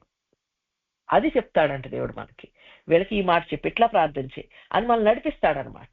అలా దేవుడు నడిపించినప్పుడు వాళ్ళు మనుషులందరూ కూడా మనకి ఎవరు అన్యాయం చేశారో వాళ్ళు దేవుడు మనుషులాగా మారిపోతారు. కట్టించిన అప్పుడు ఏం చేస్తాడంటే దేవుడు సంతోషిస్తాడంట మన పట్ల. అదే కనుక దేవుడు మన గురించి సంతోషించాడు అనుకోండి, ఏం చేస్తాడు, ఆయన ప్రజలకు నిద్రించుచుండగానే ఆయన వాదికిచ్చును, మనం నిద్రపోతుంటేనే మనకు కావాల్సిన అన్ని ప్రొవైడ్ చేస్తాడు దేవుడు. మరి ఆశీర్వాదం వద్దా? ఒకని మార్గములు యెహోవాకు నచ్చినట్లయితే ఏం చేస్తాడంటే వాళ్ళ శత్రువులు కూడా మనకు మిత్రులాగా ఉండేలాగా, సమాధానంగా ఉండేలాగా చేస్తాడంట. అయితే దేవుడు సంతోషించే పని ఏంటి? మనం పర్వతం లెక్కి ఈ మ్రాణులు తీసుకొచ్చి దేవుడి మందిరాలుగా మార్చాలి. మార్చినట్లయితే నేను సంతోషించి నన్ను గనపరుచుకుందని యెహోవా సెలవిచ్చుచున్నాడు. దేవుడు గనపరుచుకోవాలనుకుంటున్నాడు ఆయన. ఎట్లా? నీకేమో వీళ్ళు అన్యాయం చేశారు, నీకేమో వీళ్ళు నష్టం చేశారు, నీ కోపం వచ్చేలాగా చేశారు, నువ్వు అసూయ పడేలాగా చేశారు, నువ్వు లోకానుసారంగా వెళ్ళేలాగా వీళ్ళు ప్రేరేపించారు, నడిపించారు. కానీ దేవుడు ఏమనుకుంటున్నాడు? నిన్ను ఎవరైతే నష్టపరిచారో వాళ్ళు దేవుడి మందిరంలాగా మారిపోవాలి. నీకెవరు అన్యాయం చేశారో వాళ్ళు దేవుడి మందిరంలాగా మారిపోవాలి. అయితే మరి ఏ ప్రార్థన చేస్తే వాళ్ళు మారుతారు? అది చెయ్యి, అది నా దగ్గరికి తీసుకో అంటున్నాడు. అయితే మరి మనం ఇప్పుడు దీనికి చాలా ప్రయాసపడాలంటే ముందు దేవుడు వైపు తిరగాలి, మన తప్పులు ఒప్పుకోవాలి, అప్పుడు మనం విమోచించబడాలి. మనం ఎక్కడ పడ్డామో అక్కడి నుంచి విమోచించబడి మరి దేవుడి నుంచి మాట తీసుకుని చెయ్యాలి. ఇదంతా కూడా ఒక స్పిరిచువల్ వార్ఫేర్ అన్నమాట. ఒక యుద్ధం ఇది, జయించటం. మరి ఈ టైంలో ఏమవుతుంది? మన ప్రవక్తల సహాయం కావాల్సి వస్తుంది, మనకు ఉపదేశకులు కావాల్సి వస్తుంది, మనకి పాస్టర్స్ కావాల్సి వస్తుంది, అపోస్తులు కావాలి, ప్రవక్తలు కావాలి. మరి వీళ్ళందరి సహాయం, ఇప్పుడు సిస్టర్ గారు చెప్పారు కదా, ఒక వాక్యం అర్థం కాకపోతే నేను నాకంటే పెద్దవాళ్ళ దగ్గరికి వెళ్ళి నేర్చుకుంటాను అని. మరి వీళ్ళందరి సహాయం మనం పడిపోయిన గుంటలోంచి బయటికి రావాలి అంటే కావాలి మనకు సహాయం. అయితే ఈ ప్రక్రియలో మనం ఇట్లా పైకి లేచి పర్వతం ఎక్కే అనుభవంలో ఏమవుతుందంటే మనకు కొన్నిసార్లు అబద్ధ ప్రవక్తలు కూడా మన జీవితంలో వచ్చే అవకాశం ఉంటుంది. మాథ్యూ 7th చాప్టర్, మత్తయి గ్రంథం 7వ అధ్యాయం 15వ వచనం. దేవుడు మనకి ఏం చెప్తున్నాడంటే, నువ్వు ఇలా లేసే టైంలో మన జీవితంలో ఒక్కొక్కసారి అబద్ధ ప్రవక్తలు రావచ్చు. ఏంటంటే మనకు ఆదరించే వాళ్ళగా, అయ్యో నీకు ఎంత కష్టం వచ్చిందా, వీళ్ళు ఇలా చేశారా, నీకు ఎట్లా నష్టం చేశారా అని ఆదరించే వాళ్ళు ఎవరైనా లేస్తారు మన జీవితంలో. అయితే అబద్ధ ప్రవక్తల గురించి జాగ్రత్త పడుడి. వారు గొర్రెల చర్మము వేసుకుని మీ యొద్దకు వత్తురు, కానీ లోపల వారు క్రూరమైన తోడేళ్ళు. ఎలా అంటే, అయ్యో నిన్ను ఎట్లా చేశారా, నీ జీవితంలో ఎంత అన్యాయం అయిందా అని చెప్పేసి మనం ఆదరించేలాంటి మాటలు చెప్పేలాంటి ప్రవక్తలు వస్తారేమో, బాగా ప్రార్థన చేసేవాళ్ళు. అట్లా వాళ్ళు ఏం చేస్తారంట, మనం జాగ్రత్త పడాలి. నిజంగా వీళ్ళు దేవుడు పంపించిన వాళ్ళ కాదా, నిజంగా ఇది దేవుడు పంపించిన మాట కాదా? ఎందుకంటే వీళ్ళు తోడేళ్ళంటి వాళ్ళు, మనం మింగేస్తారు వీళ్ళ మాటలతోటి. ఎట్లా అంటే వాళ్ళనే ఒక్క మాట మనం కృంగిపోతాం అన్నమాట. అయ్యో దీనిలో ఇలాంటి కష్టం నుంచి బయటపడటం చాలా కష్టం అయ్యో అన్నారనుకోండి, మనం ఏమైపోతాం, అమ్మో ఇంకెప్పుడు నేను బయటపడలేనా అనుకుంటాం. మింగేశారు. మనం వచ్చింది ఎట్లా వచ్చారు, అయ్యో పాప నీకు ఎంత కష్టం వచ్చిందా, ఎంత కష్టం నుంచి బయటపడటం చాలా కష్టం అన్నారనుకోండి, ఇంకా రావటం అసంభవం అన్నారనుకోండి. ఈ రోగం వచ్చిందా నీకు, అయ్యో ఇంత రోగం వచ్చిందా, ఇంకంతే, ఇంకా అసలు దీనిలోంచి బయటపడటం కష్టమే అన్నారనుకోండి, మనం ఏమైపోతాం, ఇంకంతే మన పని. అందుకని మనకి ఎవ్వరొచ్చి ఏ మాట చెప్తున్నారో మనం జాగ్రత్త పడమంటున్నాడు దేవుడు. అంటే మన దగ్గరికి ఎవరో అబద్ధ ప్రవక్తలు వస్తారనమాట. మరి వాళ్ళు ఎట్లా ఉంటారంట, వారి ఫలము వలన మీరు వారిని తెలుసుకొందురు. ముండ్ల పదలో ద్రాక్ష పండును, పల్లేరు చెట్టులో అంజూర పండ్లైనను కోయుదురా. అంటే మన దగ్గరకు వచ్చే ప్రవక్తలు, మనకు మాటలు చెప్పేవాళ్ళు, వాళ్ళ ప్రవర్తన ఎట్లా ఉందో మనం చూడాలి. వాళ్ళు విసుక్కుంటూ, కోప్పడిపోతూ, చికాకు పడిపోతూ, పోట్లాడుతూ ఉన్నారనుకోండి, వాళ్ళ దగ్గర నుంచి మంచి ఫలాలు ఎలా వస్తాయి, వాళ్ళ దగ్గర ప్రేమ ఎలా వస్తుంది? వాళ్ళ కింద పనిచేసే వాళ్ళు కానీ, లేకపోతే వాళ్ళ ఇంట్లో వాళ్ళు కానీ వాళ్ళు తిడతా, వాళ్ళు ఇట్లాంటి వాళ్ళు అట్లాంటి వాళ్ళు వాళ్ళ గురించి చెడ్డ సాక్ష్యాలు చెప్పారనుకోండి, అప్పుడు వాళ్ళు మంచి ప్రవక్తలు ఎట్లా అవుతారు? కాదు కదా. మరి వాళ్ళు చెప్పేదాన్ని బట్టి జాగ్రత్తగా మనం గ్రహించాలి, వీళ్ళు నిజమైన ప్రవక్తల, అబద్ధ ప్రవక్తల. దేవుడి వారం చెప్తున్నాడు, అబద్ధ ప్రవక్తల గురించి జాగ్రత్త పడుడి. వారు గొర్రె చర్మము వేసుకుని మీ యొద్దకు వత్తురు, కానీ లోపల వారు క్రూరమైన తోడేళ్ళు. వారి ఫలము వలన మీరు వారిని తెలుసుకొందురు. మనకి ఏ మాట చెప్పే వాళ్ళందరూ కూడా వాళ్ళు ఎలా మాట్లాడుతున్నారు, ఏం మాట్లాడుతున్నారు అని వాళ్ళ ఫలం ఎలాంటి ఫలం ఫలిస్తున్నారు. ఫలం అంటే ఆత్మ ఫలాలు, ప్రేమ, సమాధానం, దీర్ఘశాంతం, దయాళత్వం ఇవన్నీ కలిగి ఉన్నారా లేదా అని మనం బాగా కనిపెట్టాలి. డౌట్ వచ్చింది అనుకోండి, దేవుడి దగ్గరికి వెళ్ళి అడగాలన్నమాట. దేవా, మరి వీళ్ళు నాకు ఆ మాట చెప్పారు, నేను ఇది నమ్మాలా లేదా అని. నాకు ఇది నేను బాగా అభ్యాసం చేసుకున్నాను. దేవా, ఇది నేను నమ్మాలా లేదా, ఈ విషయం ఏంటి అని చెప్పేసి. అయితే దేవుడు దానికి సమాధానం, దానికి ఇంతకు ముందు అయితే కల్లో చూపించేవాళ్ళు ఆ విషయం. ఇంతకు ముందు అయితే వాళ్ళు చెప్పిన మాటలకి వేరే రివర్స్ ఆపోజిట్ మాటలు అయ్యగారి ప్రసంగంలో చెప్పేవాళ్ళు అనమాట. అప్పుడు నాకు అర్థమయ్యేది, ఓహో వీళ్ళు కరెక్ట్ కాదనమాట అని నాకు అర్థమయ్యేది. అట్లా ఒకసారి అయితే నేను ఒక మంచి పాస్టర్ ఆయన, అప్పుడు ఫస్ట్ నేను ఈ బోధలోకి వచ్చిన కొత్తలో, ఆయన ఒక మంచి పెద్ద చర్చి, అసలు 4 సర్వీసులు జరుగుతాయి, ఒక్కొక్క సర్వీస్ లో 5,000 మంది అట్లా ఉంటారు. అయితే ఆ సర్వీస్కి వెళ్తే ఆయన చెప్తున్నారనమాట, ఆయన గురించి న్యూస్ పేపర్లు అంతా ఒక మ్యాగజైన్ లో చెడ్డగా రాశారంట.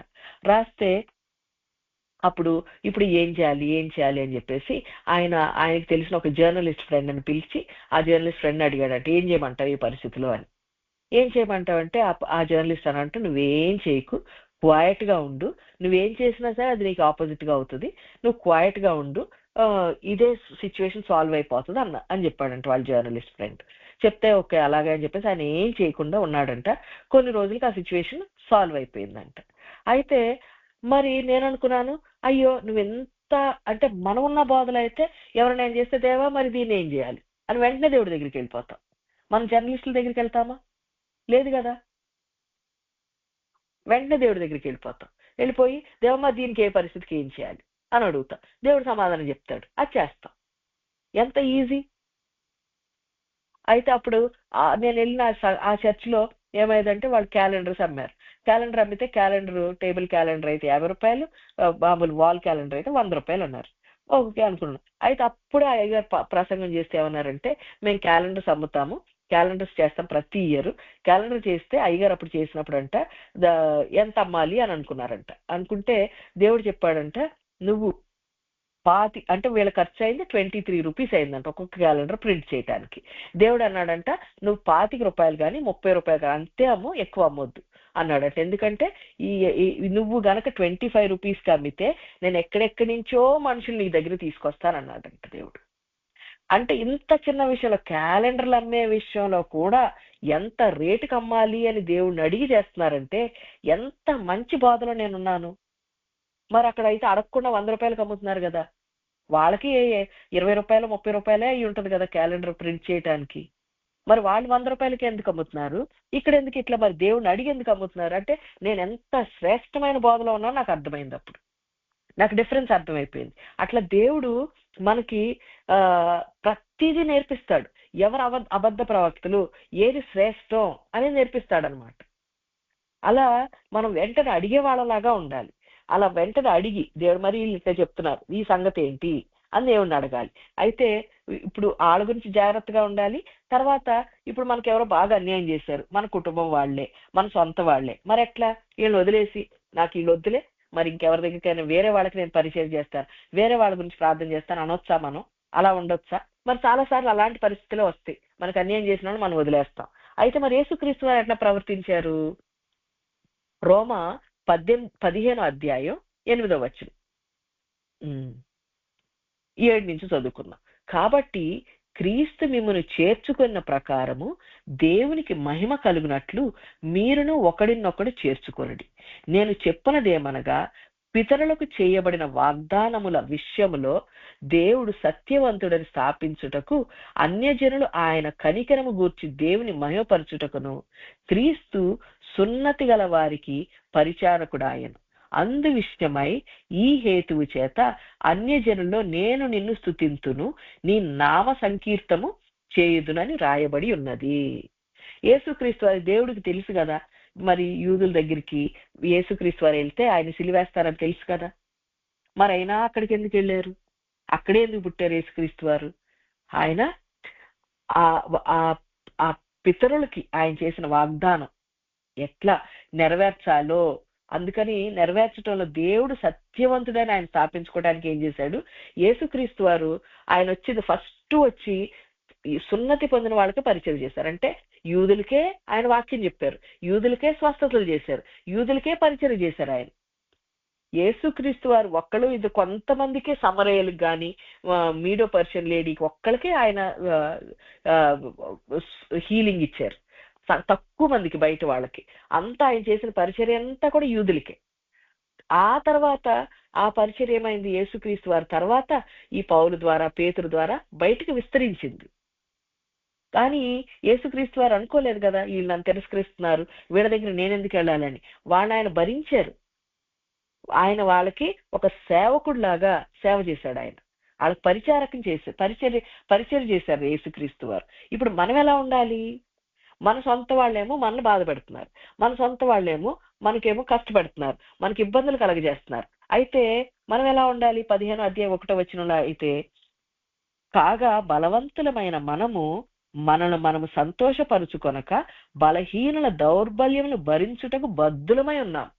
యేసుక్రీస్తు వారు ఎలాగైతే యూదుల యొక్క బలహీనతలు భరిస్తూ వాళ్ళకు పరిచర్య చేశాడో, మనం కూడా మన సొంత వాళ్ళకి, మనల్ని బాధ పెట్టే వాళ్ళకి, మనల్ని అన్యాయం చేసే వాళ్ళకి, మనకి అసౌకర్యమైన పరిస్థితులు కలగజేసే వాళ్ళకి, వాళ్ళ బలహీనతలు భరిస్తూ వాళ్ళకు పరిచర్య చేసే వాళ్ళలాగా ఉండాలి. వాళ్ళకి చెయ్యాలి, అన్యజనులకి చెయ్యాలి. మనం అంటే మనల్ని ఎవరైతే నష్టపరిచారో వాళ్ళ కోసం ప్రార్థన చేయాలి, మిగిలిన వాళ్ళ కోసం ప్రార్థన చేయాలి. చాలా మంది ఏమనుకుంటాము, మన నాకు ఇక్కడ దుమ్ము దులిపేసుకుని ఇక్కడి నుంచి వెళ్ళిపోతాను, వేరే వాళ్ళకే ప్రార్థన చేస్తాను, వేరే వాళ్ళతోటే కలిసి ఉంటాను, వీళ్ళు నాకు ఎంత అన్యాయం చేశారనుకుంటాం. అయితే ఈరోజు దేవుడు మనకు బోధిస్తున్నాడు, యేసుక్రీస్తు వారు యూదులకి పరిచర్య చేసిన వాడు, పరిచర్య చేశాడు, సున్నతి గల వారికి పరిచర్య చేశాడు, సొంత వాళ్ళకి, ఆయన తృణీకరించిన వాళ్ళకి, ఆయన సిలువ వేసిన వాళ్ళకి, వాళ్ళు సిలువ వేస్తారని తెలుసు అయినా వాళ్ళకి పరిచర్య చేశాడు. అలాంటి మరి మనం యేసుక్రీస్తు వారి సంపూర్ణత మనం కలిగి ఉండాలి. మనల్ని ఎవరు బాధ పెడుతున్నారు, ఎవరు మనకు అన్యాయం చేస్తున్నారు, వాళ్ళ కోసం ప్రార్థన చేసే వాళ్ళలాగా, వాళ్ళకు పరిచర్య చేసే వాళ్ళలాగా ఈరోజు మనం ఉండాలి. ఇలా ఉన్నట్లయితే మనం ఏ దేశంలోకి వెళ్ళిపోయినా, ఎక్కడ మనం పడిపోయినా దేవుడు మనం లేవనెత్తుతాడు. దేవుడు ఏమంటున్నాడు మనకి, ఇదిగో నేను నీకు తోడై ఉండి నీవు వెళ్ళు ప్రతి స్థలమందు నిన్ను కాపాడుచు ఈ దేశమునకు నిన్ను మరలా రప్పించదను, నేను నీతో చెప్పినది నెరవేర్చు వరకు నిన్ను విడువనని చెప్పగా. దేవుడు ఈరోజు మన అందరితో మాట్లాడుతున్నాడు. నువ్వు ఈ వాగ్దాన దేశం, ఈ ఆత్మ ఫలాలున్న స్థలంని నువ్వు విడిచిపెట్టి నువ్వెక్కడికి వెళ్ళినా, నువ్వు నీ తండ్రి ఇంటికి వెళ్ళినా, నువ్వు కోపంలో పడినా, చికాకులో పడినా, విసుగులో పడినా, తిరస్కారంలో పడినా, అసూయలో పడినా, లోకానుసారంగా వెళ్ళిపోయినా నేను నిన్ను విడిచిపెట్టను. అక్కడి నుంచి నేను కాపాడి మళ్ళీ ఈ ఆత్మ ఫలాలు ఫలించే స్థలానికి, వాగ్దాన స్థలానికి నేను తీసుకొస్తాను. మరి మనల్ని అలా తీసుకురావాలి. ఎన్నిసార్లు పడినా దేవుడు మనల్ని మళ్ళీ కాపాడి తీసుకురావాలంటే ఈరోజు మనం ఏం చేయాలి? మనకి ఎవరైనా మన సొంత వాళ్ళు మనల్ని బాధ పెడుతున్నారు, మన ఫ్రెండ్స్ మనల్ని బాధ పెడుతున్నారేమో, కుటుంబీకులు బాధ పెడుతున్నారేమో, మరి కానీ ఇప్పుడు మన దేవుడి వైపు మనం ఎంత కోప్పడ్డామో ఇవన్నిటిని దేవుడి దగ్గర తీసుకొచ్చి, దేవా నన్ను క్షమించయ్యా, నేను ఇలా ఆలోచించాను, వాళ్ళ దేవుడిలాగా చూసిన ఎప్పుడు వాళ్ళ గురించి ఆలోచించాను, నన్ను క్షమించు అని దేవుడి వైపు తిరిగి క్షమాపణ అడిగి వాళ్ళ రక్షణ కోసం మనం ఉన్నతమైన ప్రార్థన చేయాలి. పర్వతాలు ఎక్కే అనుభవంలోకి వెళ్ళి వాళ్ళ కోసం మనం ప్రార్థన చేయాలి. మళ్ళీ మనం ఇట్లా దుఃఖంలోంచి బయటపడుతున్నప్పుడు, ఇట్లా అన్యాయంలోంచి బయటపడుతున్నప్పుడు ఎవరైనా వచ్చి మనకు మాటలు చెప్పినప్పుడు వీళ్ళు అబద్ధ ప్రవక్తలేమో అని జాగ్రత్త పడాలి. దేవా మరి వీళ్ళు ఏం చెప్తున్నారు, ఈ మాట రైటా కాదా, నీ దగ్గర నుంచి వచ్చిందా లేదా, వీళ్ళు ఎలాంటి ఫలాలు ఫలిస్తున్నారు అని మనం జాగ్రత్త పడాలి. ఎందుకంటే కొందరు మన దగ్గరికి వచ్చేవాళ్ళు మేకతో, అంటే ఇది గొర్రెబొచ్చు కప్పుకుంటారు కానీ వాళ్ళు మేక తోడేళ్ళు లాంటి వాళ్ళు వస్తారంట, మింగేసే వాళ్ళు వస్తారంట. మరి వాళ్ళ మాటల నుంచి మనం జాగ్రత్త పడుతూ ఎలా చేయాలి? యేసుక్రీస్తు వారు ఎలాగైతే ఆయనకి ఎవరైతే సిలువేశారో వాళ్ళ దగ్గరికే వచ్చి పరిచర్య చేశాడు, అలాంటి పరిచర్య మనం కూడా కలిగి ఉండాలి. యేసుక్రీస్తు వారి లాంటి అదే నైజం మనం కలిగి ఉండాలి. ఆ సేమ్ యాటిట్యూడ్. మనల్ని ఎవరైనా బాధ పెడుతున్నారా, వాళ్ళకి మనం పరిచర్య చేయాలి, విడిచిపెట్టకూడదు. అన్యజనులకి చేయాలి, మనకి సొంతగా మనకు అన్యాయం చేసిన వాళ్ళకి కూడా మనం పరిచర్య చేయాలి. ఇలా మనం ఉన్నట్లయితే దేవుడు ఎప్పుడు మనకు తోడుగా ఉంటాడు. మళ్ళీ మనల్ని ఆశీర్వదించబడిన దేశంలోకి తీసుకొస్తాడు. మనం మళ్ళీ మనకు విడిచిపెట్టకుండా దేవుడు మనల్ని నడిపిస్తాడు. దేవుడి వాక్యాన్ని దీవించును గాక. ప్రార్థన చేసుకుందామండి. పరలోకమందున మా తండ్రి,